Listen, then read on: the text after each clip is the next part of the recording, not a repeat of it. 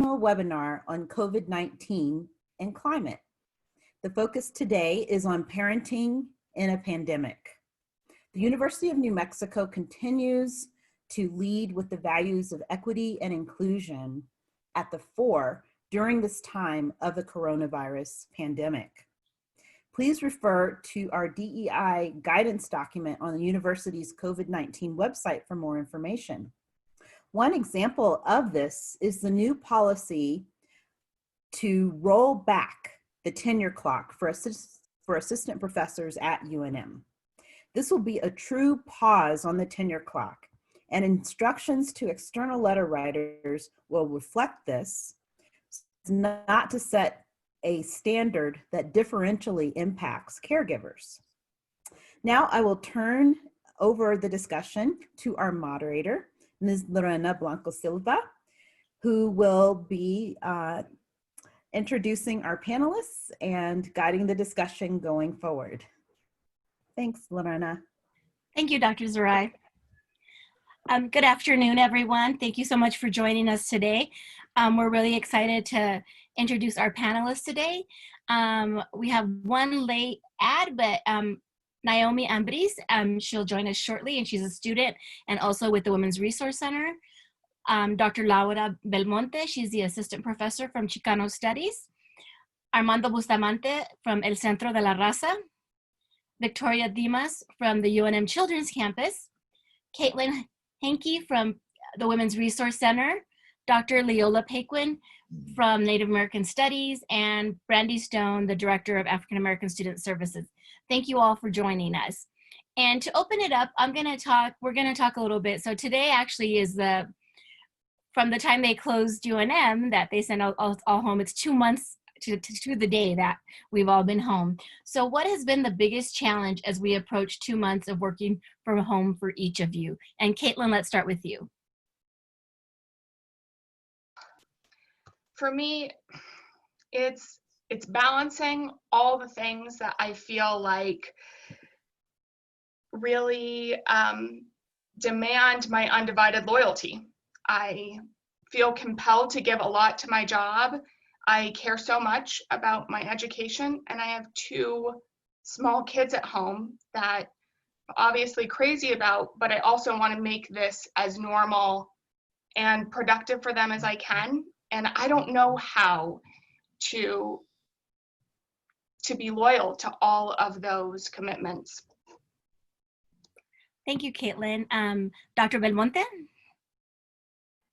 Hi, first of all, thank you for organizing this. I think that this is something that we all need to start facing this new reality. I do think that this is something that we are going to be dealing with for the next year or so. And so I think for me, I was thinking about these questions yesterday, and I really do think I went through grief these last 2 months. I really do think that I went through denial, anger, bargaining, a lot of depression. I did have a lot of, I kicked myself a lot for not working because I just couldn't. I was, and that was what the hardest part for me was to understand that I was responding to this pandemic, to this crisis, and in a way that's normal for a human being to respond, while at the same time being expected to produce. And that's been the most difficult part for me, is trying to come to terms with that and how to deal with that.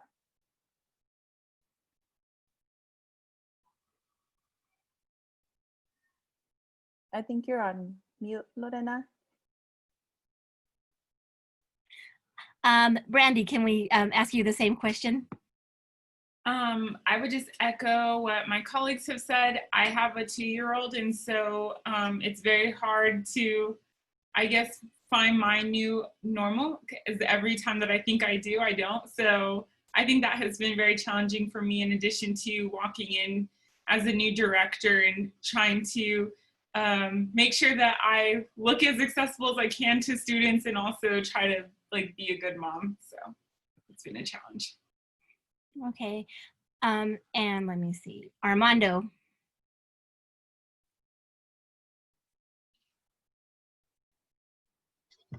Yeah, I think it's a little bit of everything that the rest of the the group have said. I am blessed that I have an amazing wife that also is here at home because of her being a teacher. And so I've been able to do some work, but I do feel guilty when I sequester myself in my impromptu office right now, trying to normalize stuff as much as possible while balancing everything and having to rearrange um, events such as Raza graduation and reimagine it. And so it's been a little chaotic, but I've had some great support, so I've been able to do that. Thank you, Armando. Dr. Paquin. Hello. So thanks for the question, and I feel the same as everyone. It's pretty much everything. It's the nonstop pressure of everything and not knowing what's going to happen, the uncertainty, and I echo the feelings about the parenting nonstop. I have 3 super insanely demanding children. My stepdaughter, she turned 16 right when things got crazy. So, you know, she's those things that 16-year-old girls are. And I have a 21-month-old toddler son and then a 4-year-old son, and they are, you know, super needy. So there's that. And like I said, it's everything. When someone asks me how I'm doing, it's just like, I lay it all out there. We're also trying to buy a house. So we're trying to move out of where we're at now, find a temporary place to live, and then move into our new house, all not knowing what the safety is going to be like, trying to keep my job, make extra money, not knowing what's going to happen. My husband was furloughed, so he's home. So that's nice that he can, you know, help with everything that's going on. However, you know, early on when we didn't know the process of unemployment and the CARES Act, it's a lot of anxiety. So it's nonstop pressure, nonstop anxiety, but most of all, nonstop parenting. So I guess that's the answer. That's the biggest challenge. Thank you. Childcare. Thank you, Leola. Naomi. Oh, are you? I guess I wasn't muted all this time, so you can hear him. Oh, that's okay. So yeah, I echo everyone's what everyone has already mentioned.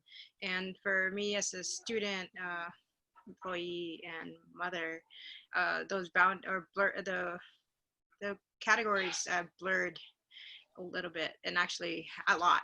And so we trying to keep a schedule and trying to keep I guess as much time as be productive, but at the same time be a mother, and has been a struggle. As you can see, he was trying to jump on my lap every time I do any of these calls, regardless if I had played 10 minutes before with him or, you know, half an hour. It doesn't matter. It's like I'm not giving him attention. But it's trying to manage and be gentle and compassionate with this process is what I'm trying to practice.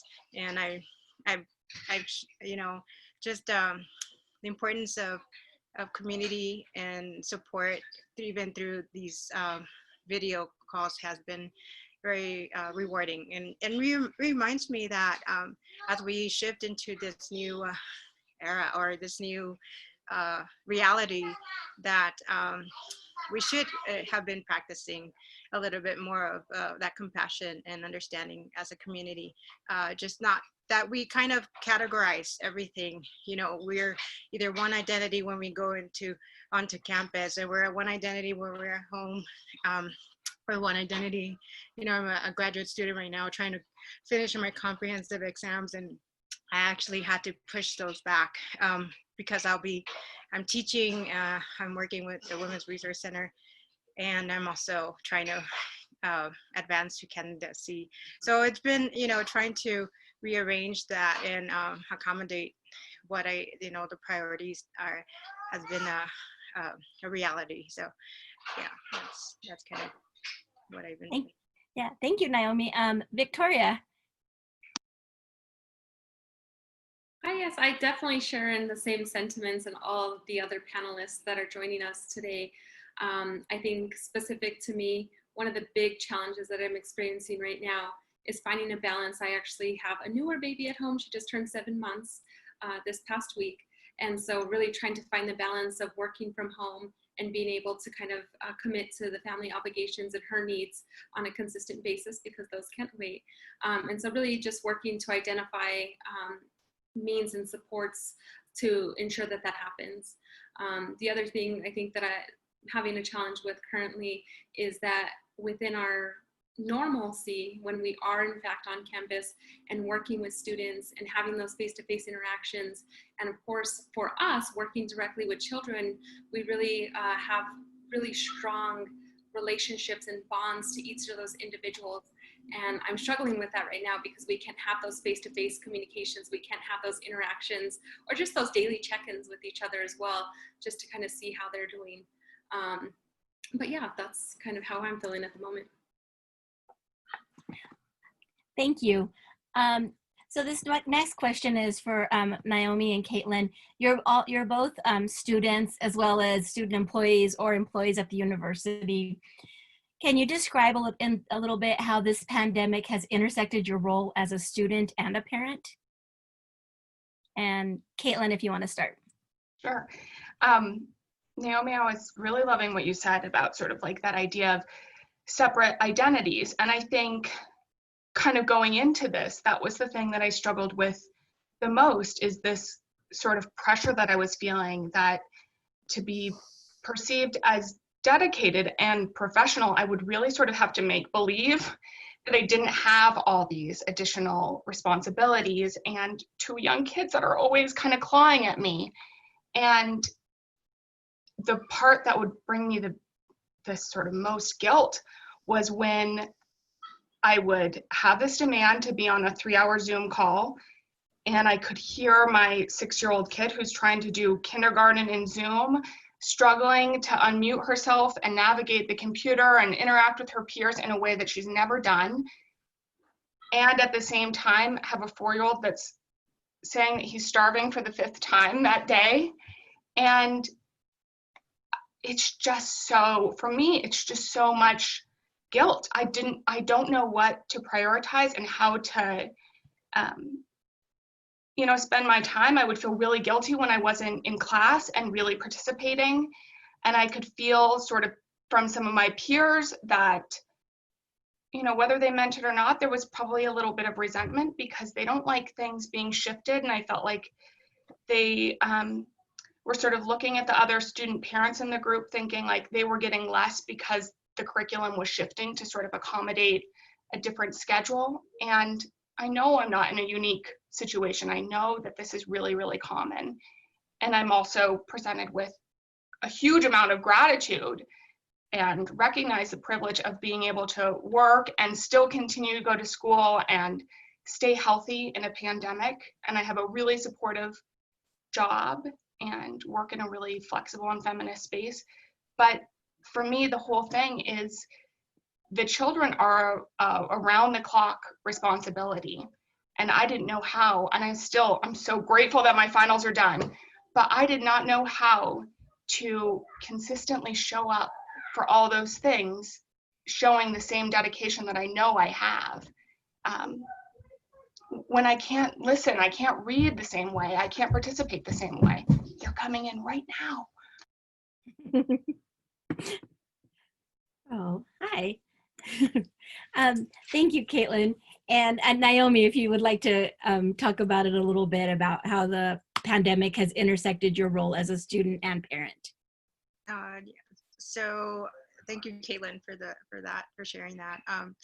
For me, it's been, I definitely, I've always cherished that we have the opportunity to stay on campus at the children's campus. And so we definitely have missed that because he was in a daycare from usually 9 to 12:30.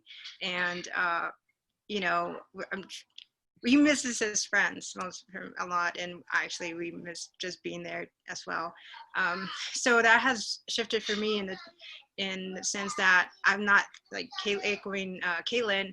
It's my productivity in terms of my work has been reduced, because even though I try to keep the same structure as he had at daycare, it's still at home. And so, like I said, if I'm in a Zoom call, no matter if I had spent an hour before with him, he still will come just because I'm giving attention on the screen. And actually, this is prior to the pandemic as well. Anytime he knows that I work on the computer, because I teach online. We're online right now, but I typically teach online. And so for him, the computer means work. And so, it's not unusual for him to come and bring his toys and put them on the keyboard. So again, it has definitely, again, just reminding myself to kind of be proactive in terms of time, and usually his nap times to really catch up, or at late at night. I'm grading late at night, especially now that finals week. This week has been really busy for me. So and actually, I have to say that my program in American Studies has been very, very supportive. I have heard from colleagues around campus and other campuses too, where it hasn't been they haven't been accommodating. And that's one thing that I think as student parents, we need to kind of visualize that in terms of, not particularly ourselves, but yes, allowing the university to kind of, not saying that we have to be more lenient to student parents, but that it is a different expectation. It's a different life, and it's not fair for either. But to kind of put a standard to those expectations of we want to generate the best work. However, it's not realistic to kind of do one benchmark for everyone, and that's not realistic. So I have to, my department, I had a call with them yesterday, my director, and they've been very supportive. So I'm very fortunate in that sense. Thank you so much. And this next question is for Drs. Paquin and Belmonte. As young professors with children at home, how do you manage to continue to teach your courses online, many of which weren't initially online, while keeping up your departmental responsibilities while caring for kids? And Leola, we can start with you. Okay, so this is the good news and the bad news. I'll share the good news part of it. The good news part of it is that I'm actually on a research semester. I had passed mid-tenure review, and so I'm on a research semester, and so I actually don't have any official teaching duties right now. So that's been a huge relief, given what I just said of like having my hands super full with the kids. But our department, Native American Studies, has spent a lot of time really working on putting our programs online. So we've all gone through training. A lot of the classes that I teach have gone through mock review. And so I've been able to actually learn more in this time about what makes a good online class, and I've been able to refine my skills, do some peer reviewing, and also think toward the future of how I'm going to work for it, and even push for our contingency plan for the fall. So again, that's been the good thing. And as a colleague, I've been trying to be there for my peers. My brother and sister are both professors as well, so I've been trying to be a supportive hand. And at times, initially, I got a little carried away thinking, online's great, we can all do it, there's so many things you can do. And then I read some Facebook stuff, the whole idea that, well, we shouldn't push ourselves to go crazy right now, we're just in survival mode. And I kind of jumped more on board along those lines of, we're just trying to get through. It's not the time to be inventive and crazy, but just get through. So I've been trying to be that kind of colleague, and at the same time look toward the future for myself. In terms of my kids, this office room has become everyone's favorite room, and especially when I'm super busy, they'll come in, and even when I'm not busy, I'll come in and I'll find whiteout all over my computer, markers on the walls. All my colleagues know my kids. I know my colleagues' kids, and I think that was one of the things I wanted to shout out to my UNM colleagues is two of my male colleague professors, Vince Verito and Shiv Desai. They're always juggling their little ones as well. So I have a lot of respect for both male and female, all parents that are going through the same thing. One of the things that I did realize is nap time. I know you guys mentioned nap time as a good time to be productive. And I thought, I really commend you for that, because for me, one of the things I realized recently is the only way for me to be mentally sane is to use nap time as my downtime. So I'll just stress out and do whatever I got to do while juggling the kids. But when the kids are asleep, I'm going to take my break too. And that lasted maybe a week. I'm going to go back to packing during nap time. But yeah, that's where I'm at. And I'll give you guys the bad side of being on a research semester with the next question.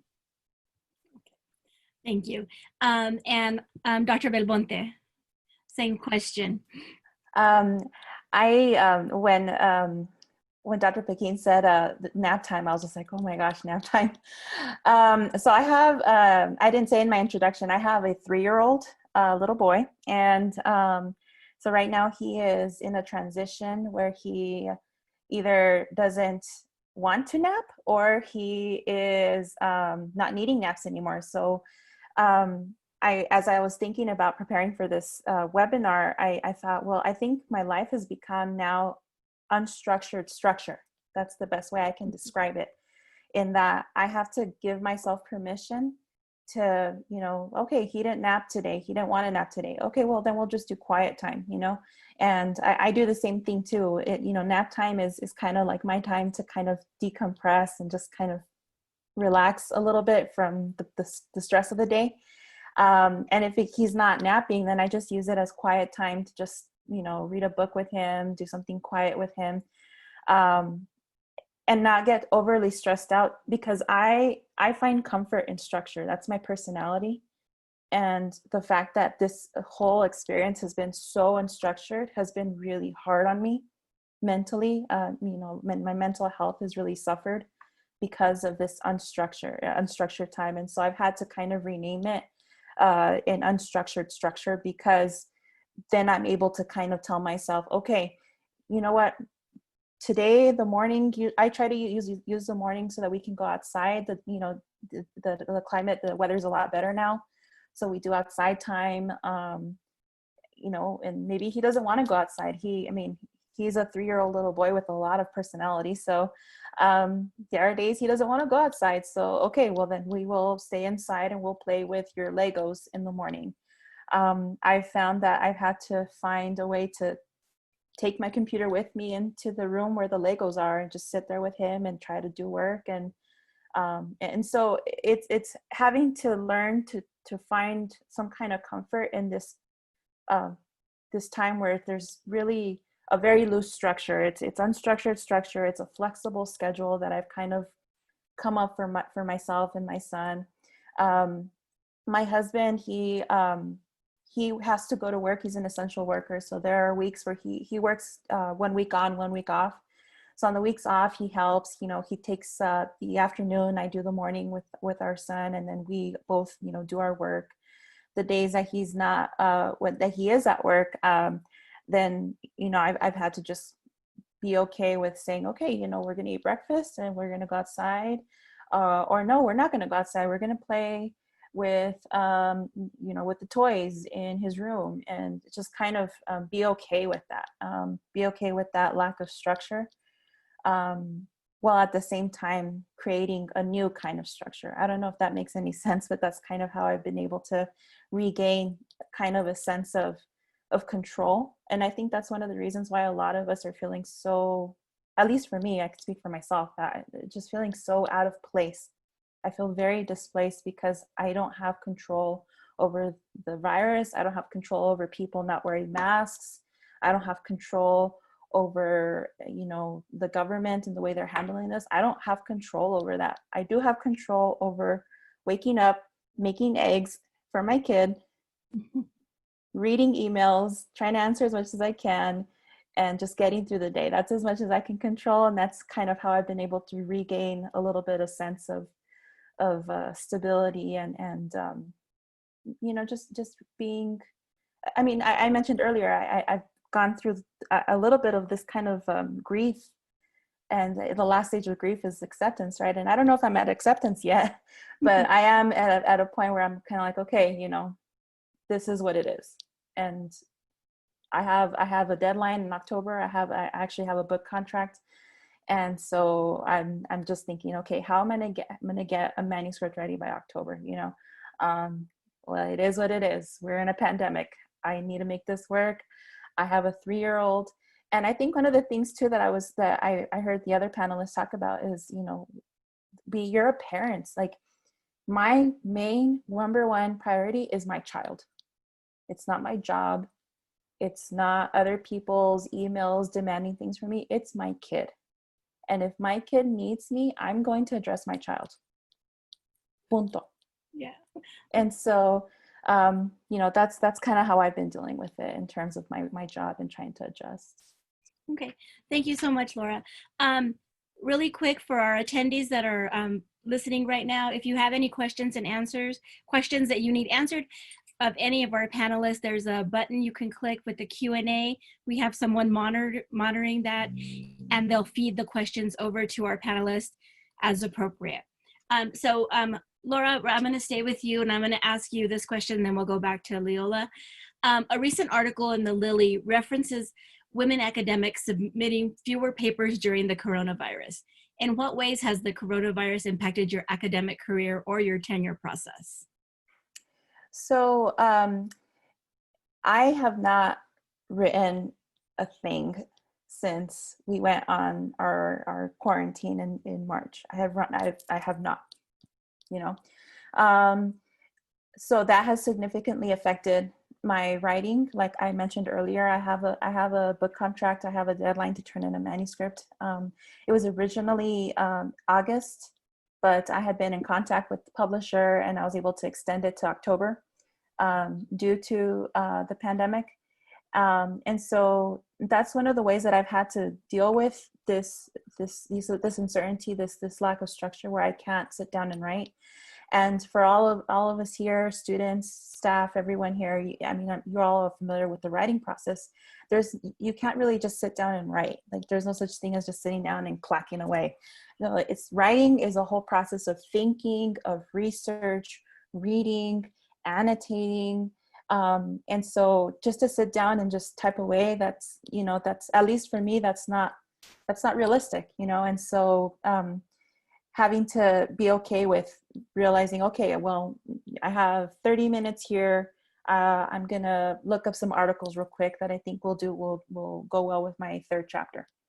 But I think that article that you mentioned, Lorena, it just shows how parents in particular have a very unique circumstance when it comes to productivity and work and academia. And so that's one of the ways that I've had to deal with this is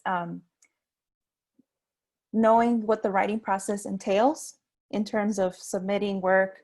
I'm sure for students submitting your papers, is that writing, the verb writing, it can mean like actually writing, but writing, the process is all these things. It's like I said, thinking, research, reading, all these things entail writing, and being okay with that process and saying to yourself, okay, I am writing, I'm reading this article, but that's part of the writing process. That's part of my work. And just kind of being okay and learning that this is all different parts of the process. And we're parents and we have little small children and we have to address them. And so that's kind of how I've been able to approach my work. And also we got an extension. I don't know if Leola got the extension as well. I did take it. I am worried though that there will be some kind of expectations that we were supposed to be productive during this extension. I don't know how Leola feels, but that's one of the things that I am worried about, that, oh, you know, you had all this time off, you know, it's like when you have maternity leave, like you're on leave and people expect you to do work when you're nursing a newborn, right? And so those are the things that I did take the extension, but I am worried about that. I don't know, Leola, how you feel about that. Thank you so much, Laura. And so I do know that they will be sending out specific wording about the fact that this is not extra time. Because time is a little full, as you have explained. Yes. Okay. This is a true pause. So Leola, we would love to hear what you have to say. Thank you, Dr. Zerai. So yeah, that's the question I keep going back to early on. When things started happening, I was able to finish rewriting one book chapter, and it was on Indigenous motherhood in the academy. So really relevant.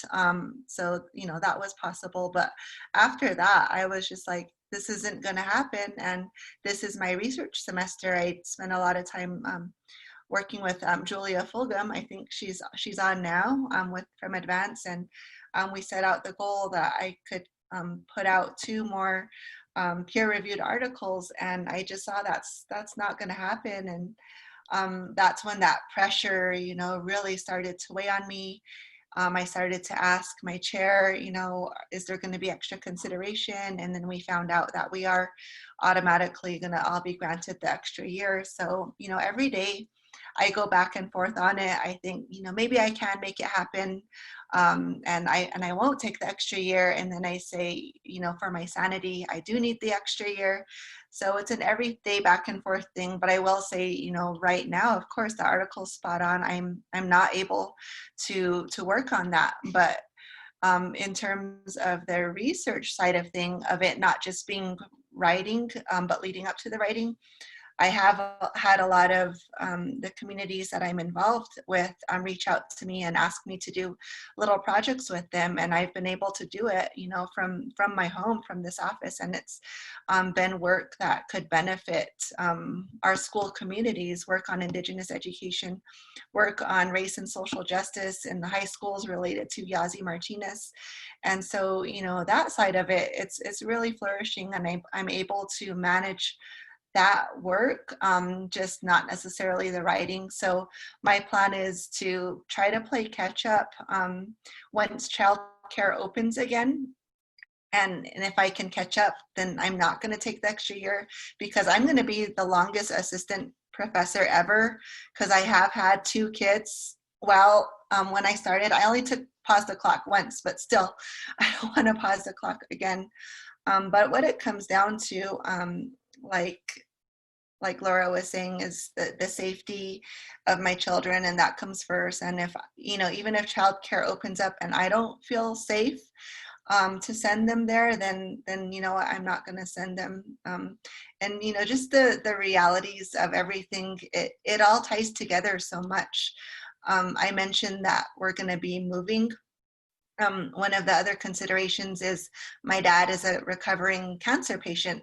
So we have to be, and he's an elder, we have to be super sure that we don't have anything. We all tested negative last week. So we're just trying to stay as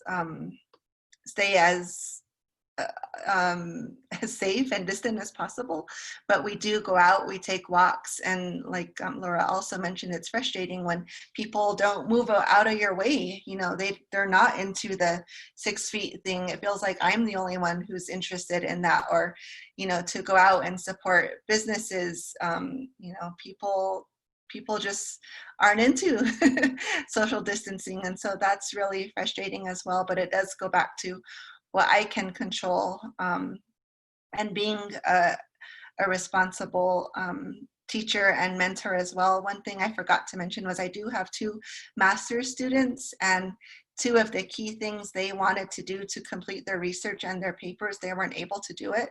So a lot of my time has also been trying to help them work through, okay, how am I going to tie up this master's project and convince them, this happens. This is well, it doesn't just happen, but things do happen, and to cut them some slack that this has never really happened in our lifetime.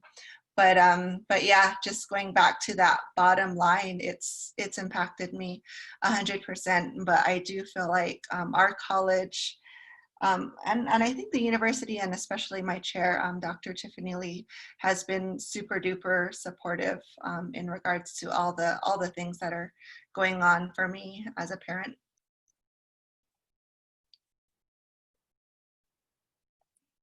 Thank you, Leola. The next question is for Victoria. Victoria, I know you work over at the children's campus, and can you tell us a little bit about how you've had to pivot and how your job has changed due to the pandemic? Sure, absolutely. So prior to the pandemic, in our brick and mortar facility, the children's campus was serving approximately 300 children at any given time.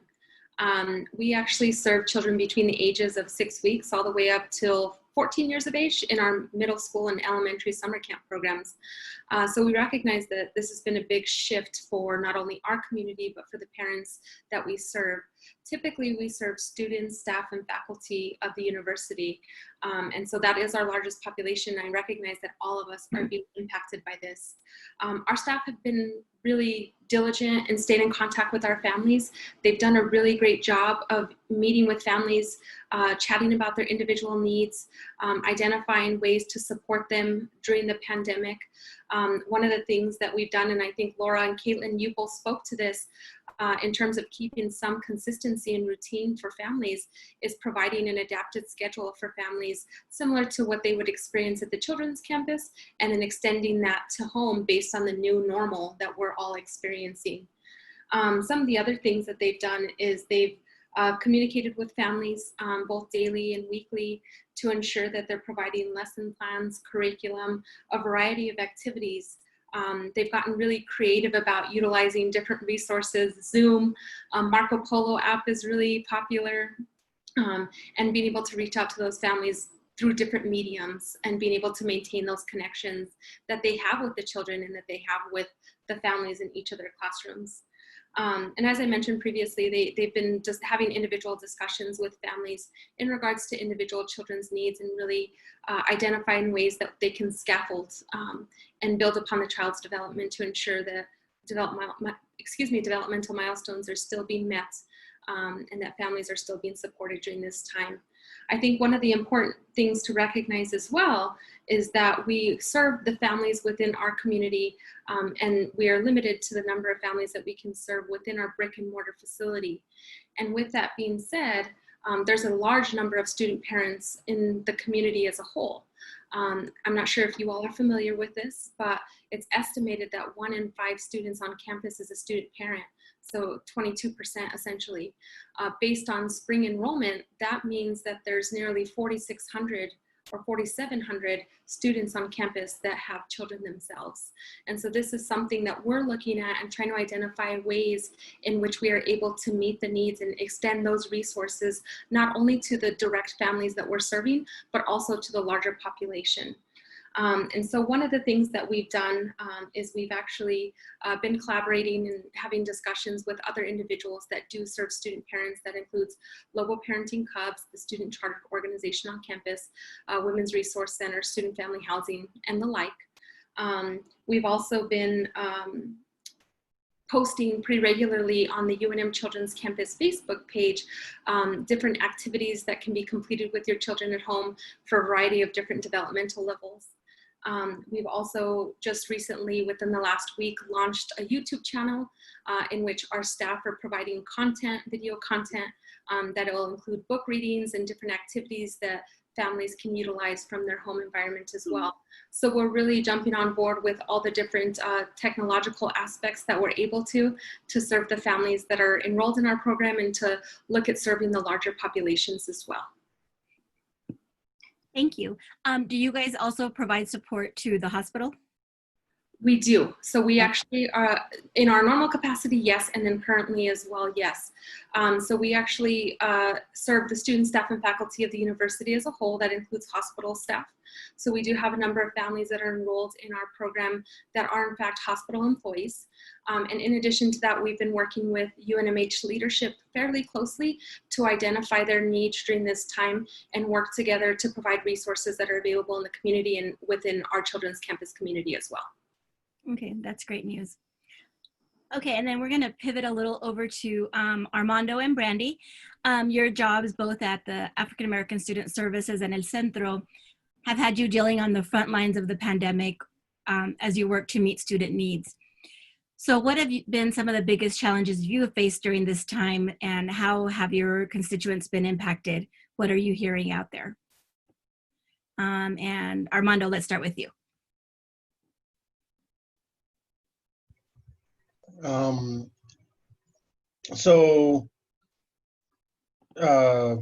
Sorry, there's having some technical difficulties. So I know that we had, we worked with different resources throughout the campus to provide scholarships for emergency scholarships. And we had a huge amount of applicants. We had more applicants for our emergency scholarships in that 1 month than we've had the whole year. And a lot of the parents that we had apply for them were having issues because of just simply not being able to do anything at home, having to prioritize their children, and feeling like they had been falling behind. Aside from other emergencies that have come up, but feeling that they were falling behind in their academics, that they can't devote that time that they would usually devote because they don't have that daycare or school. And I can attest to that. My daughter is a 7-year-old, and she's spending all her time here at the house, which becomes a little more needy for her. And though she's not a needy kid, thank goodness, she also has become a little more needy of both mine and my wife's time. And so we've been having to struggle with that. And I know that a lot of our students have that same issue, that they're still having, I can't remember who it was that was saying that, seeing that child struggle to get online with their class. And we're doing the same thing with us.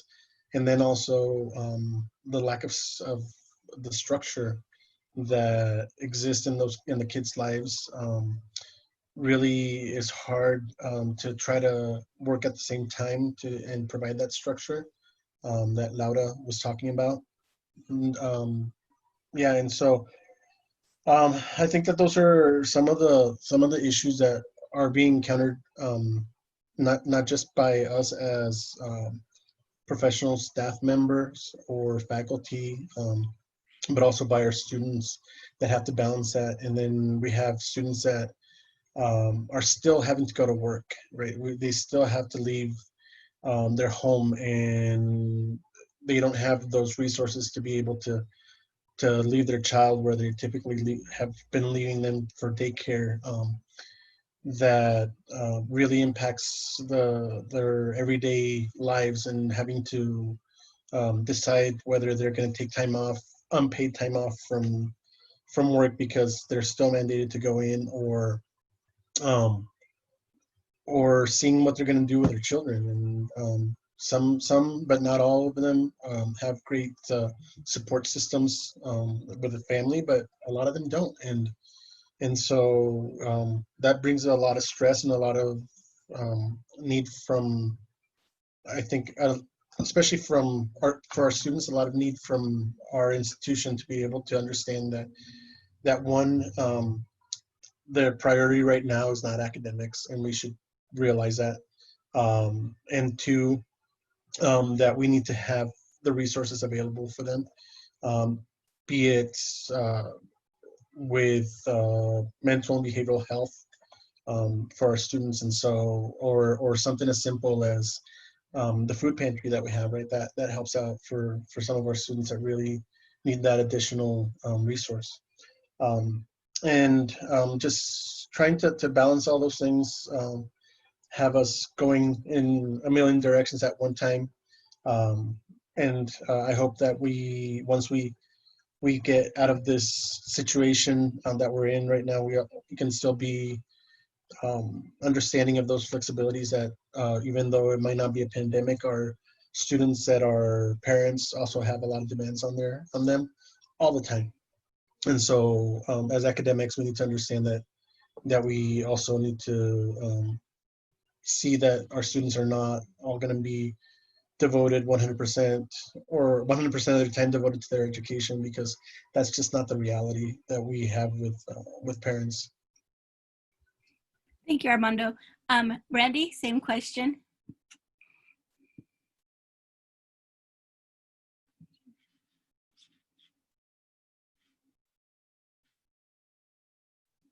I don't know if I lost Brandi.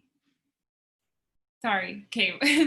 I would just like to echo what Armando said. We're experiencing the same thing. Obviously, schedule has been disrupted, and being home with kids, like Caitlin said, I'm hungry for the 5th time. So obviously our students are now needing additional support as it comes to meals and grocery items. So I guess I would just say Armando did a great job of summarizing what our students are experiencing as well. And then how have your gender roles been impacted in your households during this time, Brandi? So I don't know if it's so much of gender roles as much as like both of us, my husband also works at UNM, and both of us deem our work more important than the other at first. So, when you're having competing Zoom calls and you believe that yours is more important, and like, no, you move to the other room, I need to take this call, can you be quiet, I'm trying to get on. And so I had to work in a lot of having a lot more communication in our home, like, okay, what does your schedule look like? What are your meetings today? Mine are at this time. So how do we get our 2-year-old to like maybe go to the other room or things like that, which like never really works. But I think the communication between spouses was really helpful for us. Okay. And Armando, how about you? How are gender roles impacted? I know your spouse is also working from home at this time. Yeah, I think I think we've been very balanced the whole time with our children and being able to rear them. I understand that there's situations that I, being the man, can't necessarily, especially when they were young, can't really necessarily do anything for them. But at this time, we do a lot of what Brandi says, right? Like my wife is a second grade teacher, and having to call parents, I don't have to call parents. That's a very different thing that she's facing compared to me having to be available for students, planning all that stuff, and understanding that sometimes I can plan late in the evenings if that's the case, and not having to really have my wife can't be calling at 7, 8 o'clock at night to parents when they might have younger kids that they're getting ready to go to bed, and interrupt those schedules for them. And so we've just been able to take turns, and I'll just get the kids and walk out of the house with them, and give my wife some time, and she'll do the same for me. And just I echo the 3-year-old comment earlier about my son is 3 years old and has a lot of energy, and sometimes he decides he needs a nap, but most days he decides I don't need a nap and I'm good to go. And Dad, I'm going to be sitting on your lap. Dad, I'm going to be climbing over your head. And so we just need to take turns and alleviate each other's time so that we can be productive also with our work. Thank you, Armando. So it seems like flexibility and grace are kind of the keys at this point that everybody kind of keeps on going back to. And to make it easier, what are some resources that you can identify for families at this time? Caitlin, let's start with you. I think, I've been thinking about this a lot, and I think the thing that keeps coming up between my peers, my advocate peers and I, is that we realize that being at home for so many people is not safe right now. And the recipe of having isolation, economic anxiety, joblessness, lack of resources, I mean, it goes on and on and on, is just a recipe for more violence in homes that are already experiencing things like that. So, collectively don't have the answer, I think, but I know we're all dedicated to sort of troubleshooting and solving problems as they come up. So the thing that I would think is the most important is to let people know that there are 4 confidential anonymous sites on campus that you can seek support from an advocate and sort of see what kind of solutions and support there is that is really tailored to what is happening for you and your family and your kids. And, if it's not advocacy, perhaps it's mental health support and counseling. And we've done a lot to make counseling really accessible and available for everyone. Those are the things that I think are most important right now. Thank you, Caitlin. Victoria, do you have anything you'd like to add? I think, Armando really spoke to a lot of the campus supports and resources that are available, including the emergency scholarships, the Lobo Food Pantry, which is a huge staple for a lot of individuals in our community. I would also like to add that the Children's Campus does in fact have a dedicated resource page on our website. If you navigate to our website, it's childcare.unm.edu. We have a COVID-specific website, or web page rather, in which we provide information on activity ideas for all different age groups.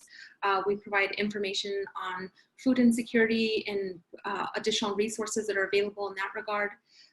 We provide information and resources on health, well-being, emotional supports, mental health, additional resources that might be available in the community, really to kind of establish as a means of providing some supports to students, staff and faculty that are in different positions as they navigate this new normal for them. In addition to that, the Children's Campus actually submitted an application to serve as a summer meal site. We are waiting to hear the final outcome of that, but with that being said, our hope is to provide meals to children, in the community, both breakfast and lunch on a daily basis. Thank you, Victoria. I want to go ahead and move to the questions that are coming in. So the first one is regarding faculty. It's somebody from one of the attendees, and it says, faculty are under tremendous pressure, internal and external, to provide excellent remote instruction, pressure that may increase as we approach the fall semester. What advice would you give faculty to guide their choices about teaching, synchronous instruction, assignments, content delivery, etc.? And how can we do a better job of centering and serving student parents? And this will go to the faculty and the group. So Leola, let's start with you. Okay, I actually have a slide on that if you're able to enable screen sharing. But I'll just start talking. So basically, keep it simple. Think quality over quantity. Don't use too much. Oh, there we go. Okay, so there's my tips. This was from the webinar I had done, and I added a few things. So just be super duper clear about your expectations. Like I said, it's quality over quantity. So really think about learning outcomes and how you can reach for that, maybe through projects. Don't require group work or interaction because that's just involves too many variables. Provide considerate deadlines for yourself and your students. Like I said, don't require too much technology. And definitely use the UNM Learn assignment submission tool. That's way better than email, but of course, still accept email submissions. And then just keep thinking toward the future, the power of an online learning community. The Center for Online Learning offers so many good supportive resources. So if you have time, work toward that. But I know in the midst of things, it was just, think quality over quantity. Be student parent friendly. It's hard. And, I never knew until I became a parent myself, but But really what I said, like, I think it comes down to is be simple, consistent, and think about the quality over the quantity. And I definitely wouldn't recommend synchronous learning. It's just so hard. But I mean, if it's up to you, but yeah. Can I add a little bit? I love that, what you said, and I thought those tips were so good. This is sort of the frame of what I desire a little bit for my program, which was, I know they're working so hard to serve us.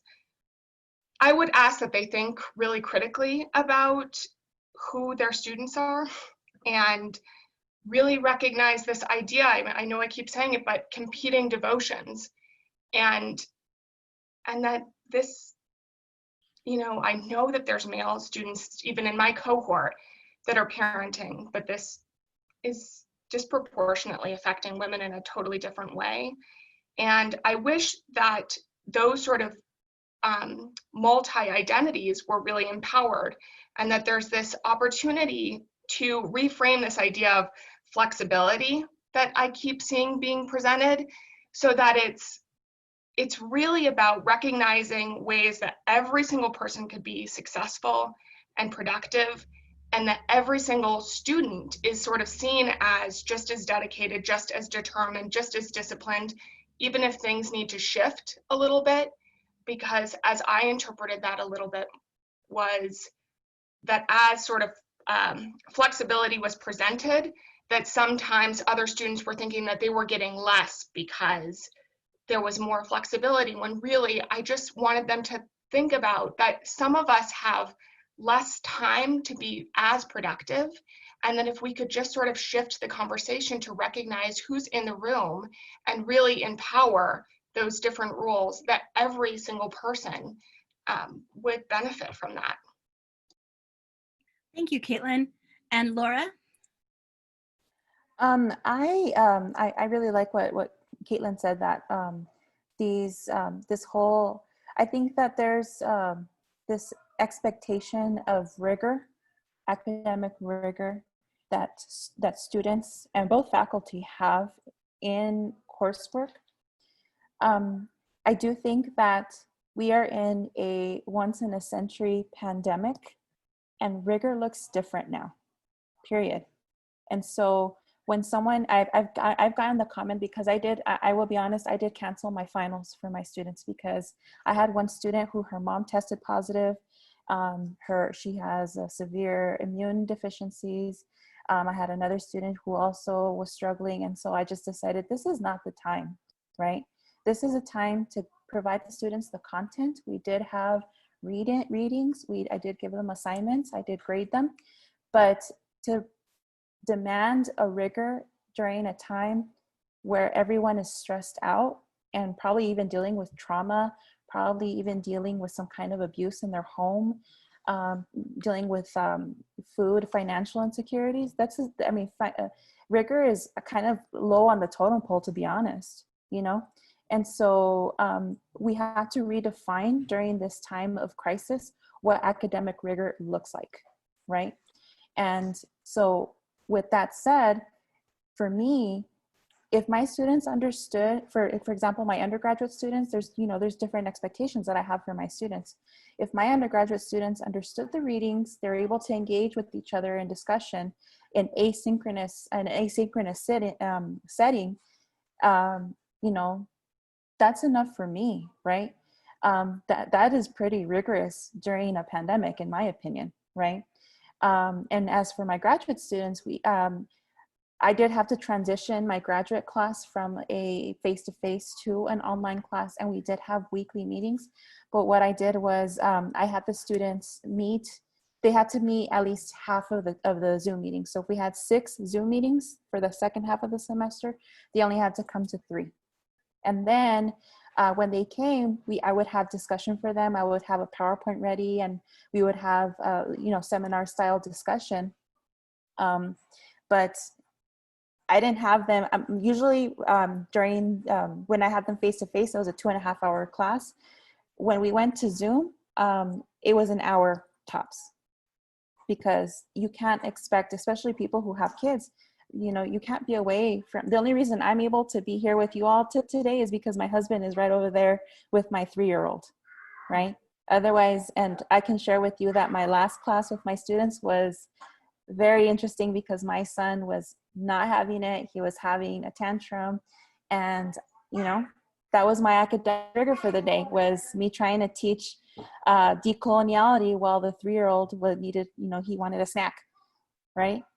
So redefining, I think that we need to redefine what academic rigor looks like, how we assess it, how we evaluate it, because this is a difficult time for everyone, but in particular, like, you know, those who have mentioned, the people who are dealing with food and financial insecurities, abuse in the home, having small children in the home. One of the questions in the Q&A is asking about emotional, how young children are dealing with this emotionally. That's another thing that I have that's on my plate. My son right now, you know, I have to understand, you know, how he's doing emotionally with this. Even though he's 3, he's still a little person who's understanding what's going on around him, right? So that's what I would contribute to this conversation, is we really need to revisit what academic rigor looks like during a crisis like the one we're dealing with. Thank you, Laura. Armando. Yeah, I just wanted to add one little thing, is that we also hear as parents, either faculty or staff or students, we need to also be courageous and stand up for our students, right? We need to advocate for our students, because sometimes they're not able to advocate for themselves because they understand the repercussions of speaking up in a classroom, or yeah, I mean, they just understand those repercussions, that especially in some other fields that might think that that rigor is not what Laura said, right? And instead of cutting down on assignments, they actually say you have more time and give them more assignments. And so we saw that happen at UNM with certain departments, that instructors decided that they were going to give more assignments because now the students they have nothing else to do, according to them. And so we need to, and I know that there's some processes in place to be able to do that, but also I think it becomes very powerful when faculty that have friendships with other faculty go and speak to them and advocate for students. Thank you so much. Thanks again to all our panelists. We're out of time. I think we addressed most of the questions in the Q&A, so thank you so much for those questions, to all our attendees. Thank you to Naomi, Laura, Armando, Victoria, Caitlin, Leola, Brandi, and of course, Dr. Zerai, for all your help and for helping us put this together and talk a little bit more about what parenting in a pandemic and just really living in this pandemic is. And thank you so much. And I hope to see you guys soon. I hope everybody's healthy and well. Thank you so much and take care. Thank you all. Thank you.